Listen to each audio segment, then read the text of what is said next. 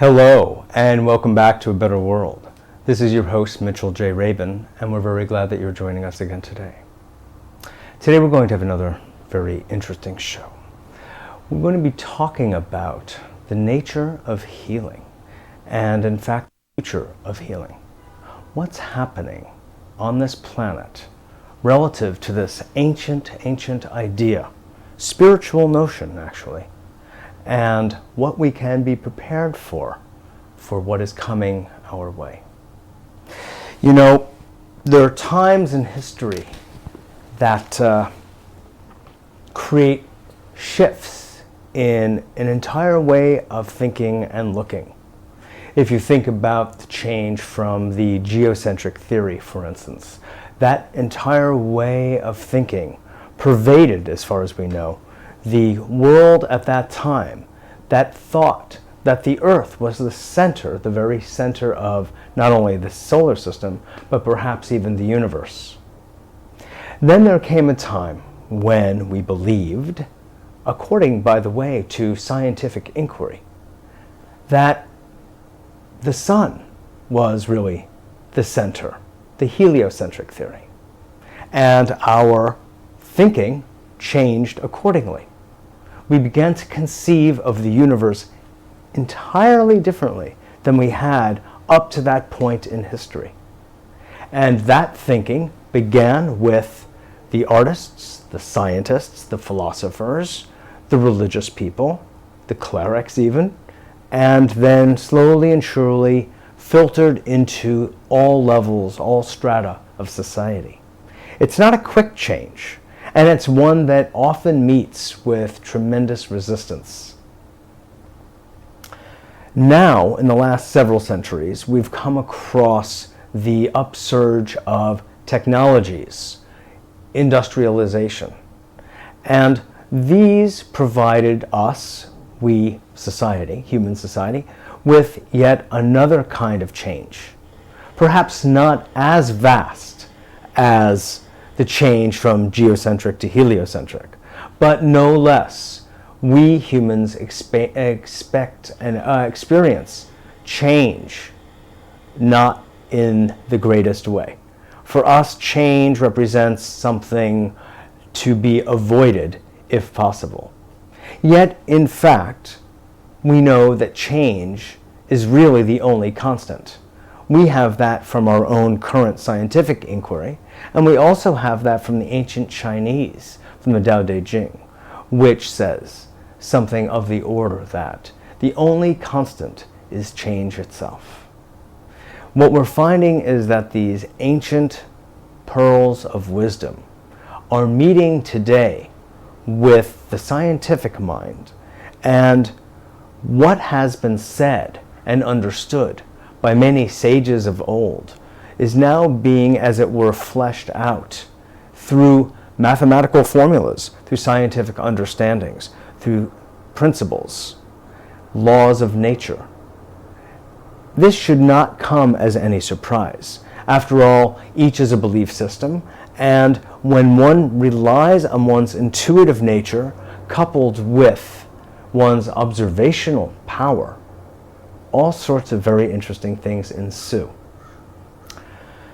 So we're in a situation now, in our history, we are positioned, looking out over perching out over the 21st and 22nd and 23rd centuries, and changes indeed are afoot.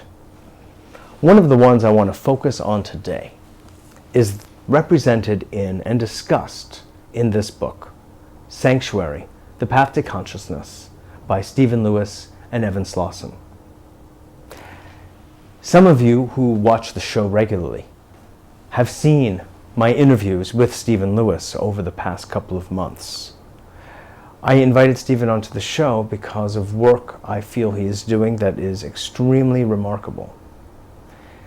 It represents, as far as I'm concerned, the new wave of healing, the future, if you will, of medicine, even though he doesn't discuss it quite that way.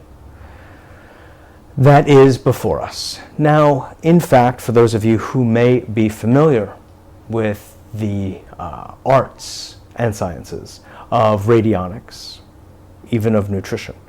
There have been rather radical practices going back to the 20s, radical, that is, for their time, and even for our time now, which used electricity, that used frequency, that generated frequencies, such as the Rife frequency generator, to stimulate life force in a patient or in a human being in order to help that person heal him or herself.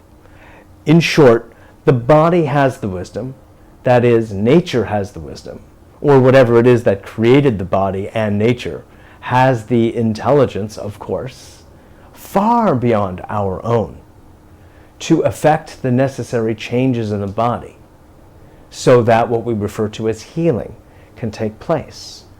It's a formidable process about which we actually don't understand a whole lot. That doesn't mean, however, that we don't tinker with the process and tinker with the body in such ways that we have become able to stimulate some levels of healing. So back in the 20s, there were a group of very innovative thinkers who developed something called radiesthesia and radionics. Then a little later, there was Royal Remington Rife, who developed a machine that was actually tested by the medical authorities at the time and proven to be able to heal all manner of degenerative diseases, including cancer, for a series of economic and political reasons that never saw any further light of day. It was published and discussed back then in medical circles because medical schools across the country had sent their terminally ill patients to Royal Remington Rife down in San Diego, who was working with a physician from LA, and in fact they cleansed these terminal patients, otherwise known as, of all their disease.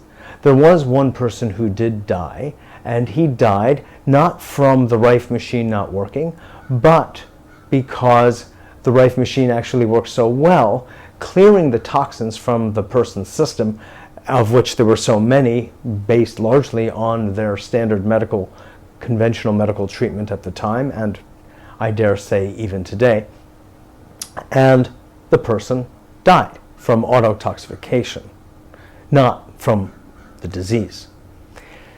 So this idea of vibrational medicine has been written up by a well-known physician named Dr. Richard Gerber in his book, Vibrational Medicine, commonly known as. And this is generally available in the bookstores, Barnes & Noble, and where have you. You can find it. And it is based on a series of documented research, studies, etc., for those who are interested in that kind of inquiry and those kinds of proofs. You can find them.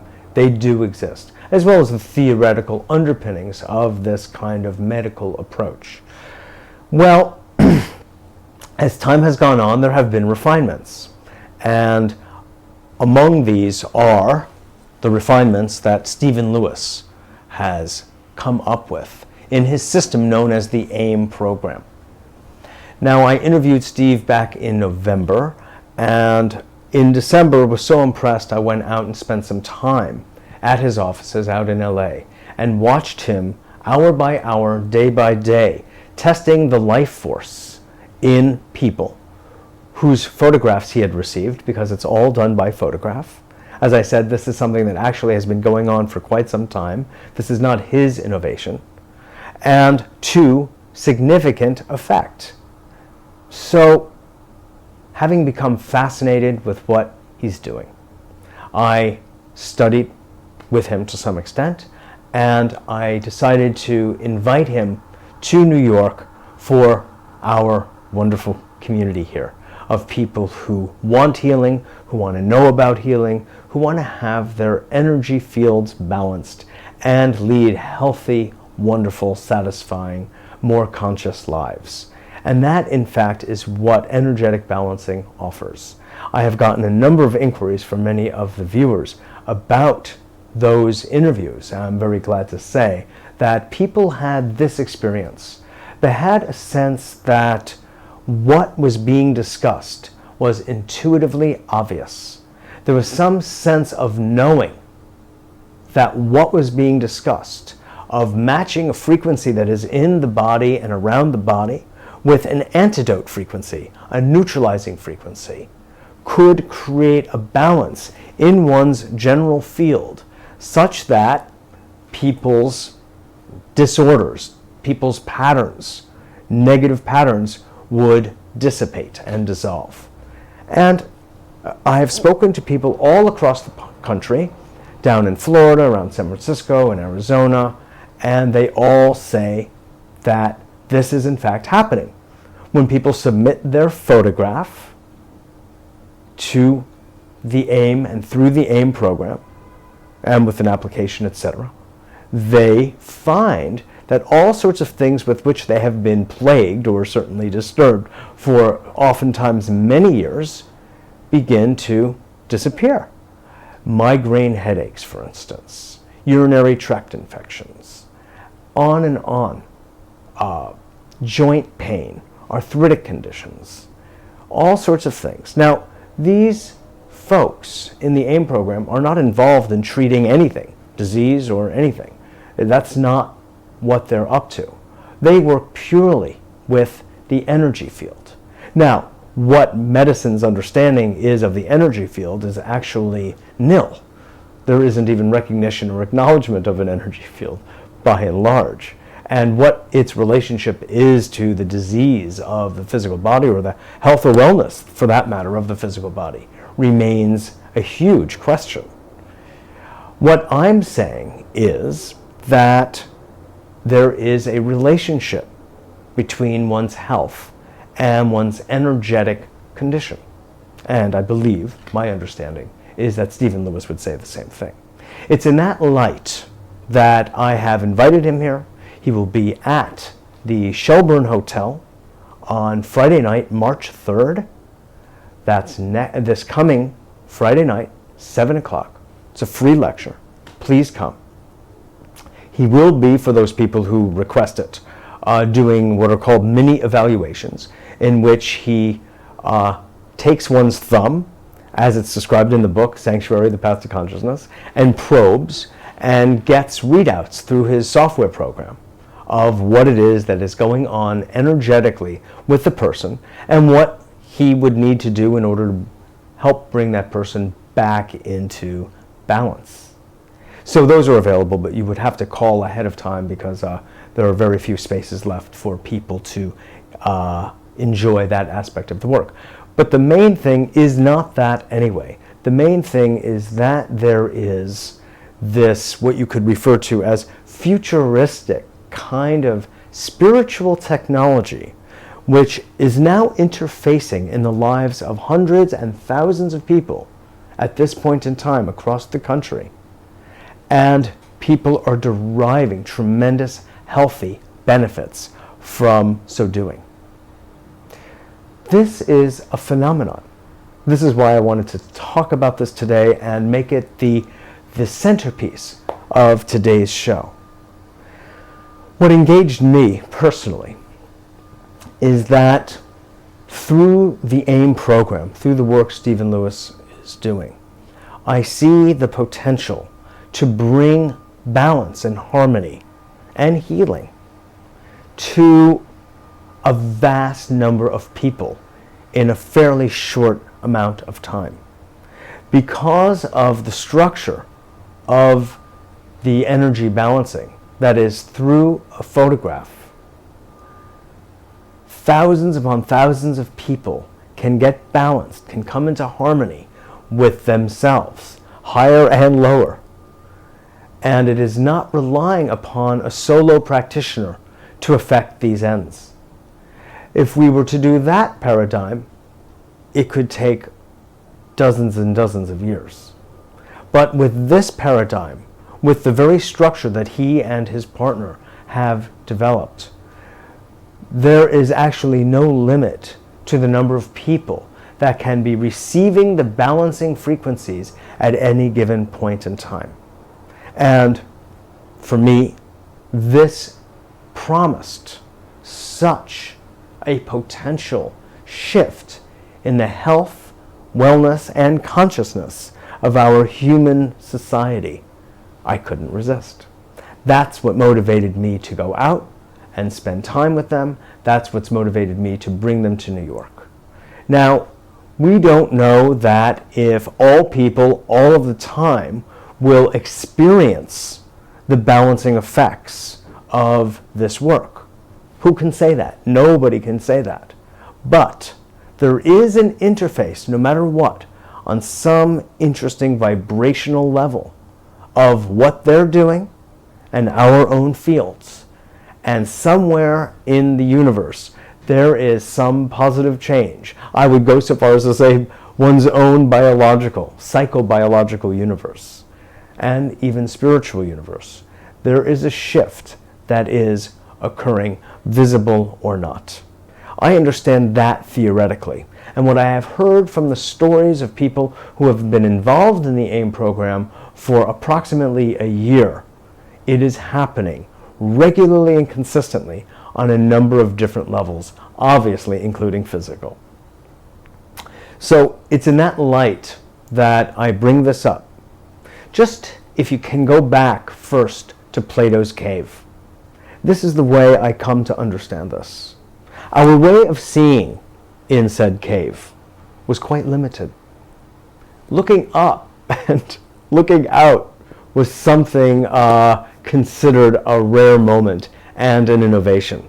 And most people took the life inside the cave as the be-all, end-all of what was possible. But now we live in a time of great potential, possibility, and through the nature of quantum physics, probability. And what didn't ever seem possible before is now possible. Another example of a shift in consciousness in more recent times, over the last couple of centuries, is the innovation of electricity. Now, before electricity was present, if you would put yourself into this mindset, think of someone explaining to you what electricity is. It's this invisible energy that courses through space between two poles, a positive and a negative. And even if you reach out and don't see anything, but you're in the direction or in the space between those two poles, you can get zapped. You know, the way most people think most of the time, they'd say, "What are you, crazy? This is not possible. You mean you can't see it, and yet you can just walk through a certain field and you get zapped? And what does zapping mean anyway? To zap. You know, what kind of verb is it? I've never seen that in the dictionary in the 19th century. Well, in fact, electricity did exist, became developed, and is now so popular, no one wants to have a home without it. This is an example of human beings getting in touch with things, using their whole brain, using their intuitive nature as well, allowing possibility and changing. The jet plane, and people will fly in the sky on iron wings.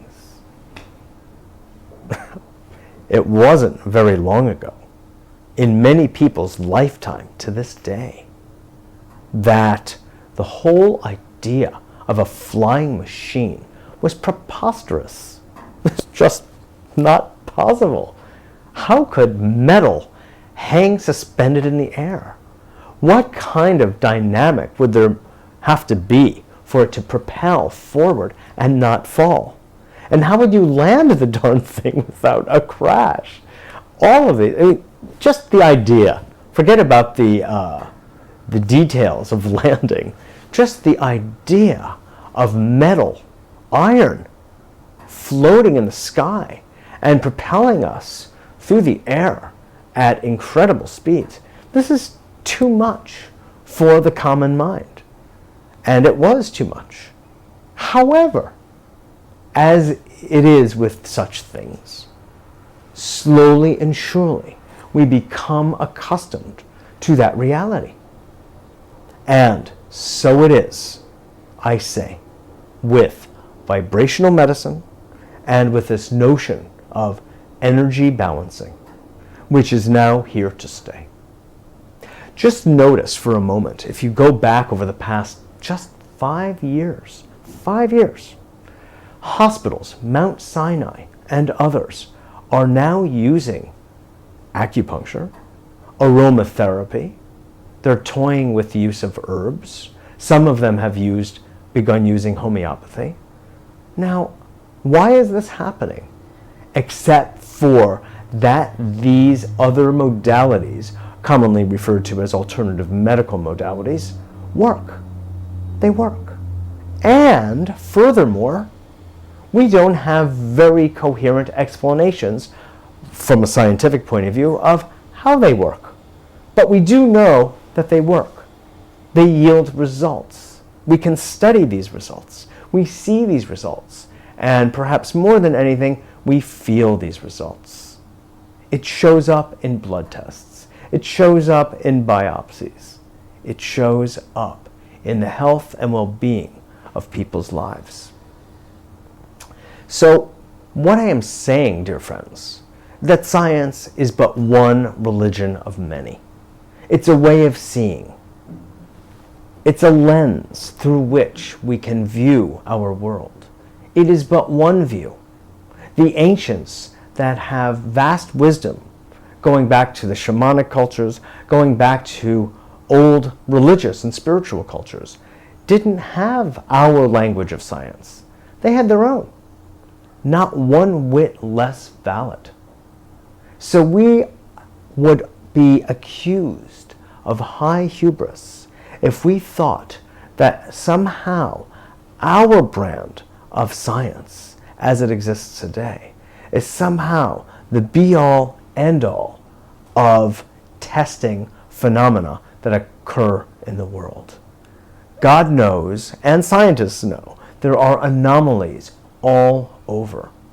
So we must be very attentive to our ego's drive, if you will, toward arrogance of knowing everything. We do not. Any fine scientist will apprise you first of the vastness of what he does not know, faster than he will disclose to you what he feels he does know. And a good scientist is really like an artist. He is and she is involved in an inquiry, which is what the Latin term really means. It means the pursuit of knowledge, scientia. That's what it means, knowledge. It doesn't mean prove it my way. Science itself and its modalities, its testing procedures are constantly being changed, transformed, mutated, because they need to be, because they're often not sufficient for the phenomena being studied. So we must be careful not to be accused of arrogance or hubris. What we really would rather have is, I believe, is an attitude of openness, of possibility. Because we know neurochemically that when people have that attitude, what we could refer to as magic happens, delight occurs, happiness opens, the heart and mind enjoy a bath of pleasure. So it is when we contemplate these new ideas, as in the AIM program, that I'm very pleased to bring to New York and present you all with.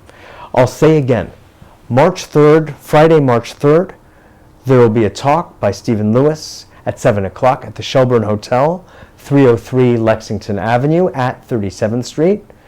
But please call 420-0800, area code 212-420-0800, to let me know you're intending to come. It's an informal reservation because we have limited seating and I have to have a way of gauging how many people are coming. Then, because we know we won't have enough space that evening for everybody who wants to come. There will be another evening, which is Monday, the following Monday, March 6th, at the Beekman Hotel at 49th and 1st Avenue, just north of the UN, on nothing other than Mitchell Place. Yes, I kid that they've named that street after me a long time ago. Anyway, so again, a free talk. For those of you who might be interested in the mini evaluations, you must call me or must email me at mjr@abetterworld.net, mjr@abetterworld, one word, .net, or you can call at 212-420-0800, and you can book such an appointment, and we still have some spaces left for next week. So this presents you with some idea of what is afoot. God knows, as a society, we need some simple, cost-effective answers to our health care delivery system. I laugh when I say the phrase because medicine has become an industry. And God knows there's nothing wrong with making money. There's a lot good about making money. However, if it is going to cost people their homes, if it's going to cost people everything they've got to pay for insurance, which isn't even the treatment, it's just the insurance, and people are not getting healed, even from the most advanced allopathic techniques, it is time to find and explore to the hilt other ways of relating to the human body and the human field altogether. To think of the human being as just a body, mechanically, is one of allopathic medicine's first errors. Only now they are saying, yes, there is an emotional life to a human being that we can even test and probe a little bit. There is a spiritual nature to a human being, but after that sentence, and after the surgeons pray before they grab their scalpel, it is now in the hands of God. Other than that, there is no rigorous recognition and utilization of these other aspects of ourselves. So for my vote, I'll tell you, I'm interested in a medicine that deals with the whole person. After all, many of you know, I am a holistic psychotherapist and an acupuncturist. So my training has been in looking at the whole picture, the whole paradigm of a human being relative to his environment or her environment. And that is what we're dealing with now with the AIM program as shown here. So, thanks so much for joining us. It's been a pleasure having you in my living room here and discussing these very important points. Please join us Friday, March 3rd at 7 o'clock at the Shelburne Hotel, 303 Lexington Avenue at 37th Street, and March 6th, Monday evening at 7 o'clock at the Beekman Hotel at 49th and 1st on Mitchell Place. This is Mitchell J. Rabin for A Better World. Thanks so much for joining us, and I look forward to seeing you all at the events and next week.